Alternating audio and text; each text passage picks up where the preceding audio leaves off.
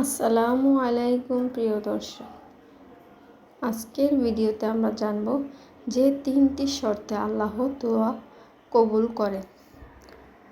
তুমি কি কখনো ভেবেছো আমি দোয়া করি কিন্তু কবুল হয় না কেন? আসলে আল্লাহ দোয়া কবুল করেন, তবে তার কিছু শর্ত আছে। রাসূলুল্লাহ সাল্লাল্লাহু আলাইহি সাল্লাম বলেছেন আল্লাহ সেই দোয়া কবুল করেন: 1.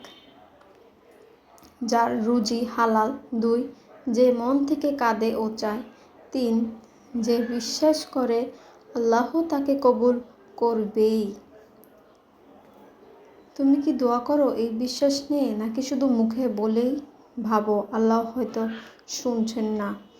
ভাই ও বোন, তুমি শুধু সাচ্চা অন্তর দিয়ে ডাকো, হয়তো একটিবার ইয়া আল্লাহ বলে বদলে যাবে সব কিছু। তোমার কান্না আল্লাহর দরবারে কখনো বৃথা যায় না। ভিডিওটি ভালো লাগলে লাইক, কমেন্ট, শেয়ার করুন এবং শেয়ার করে অন্যকে জানার সুযোগ করে দিন। ধন্যবাদ।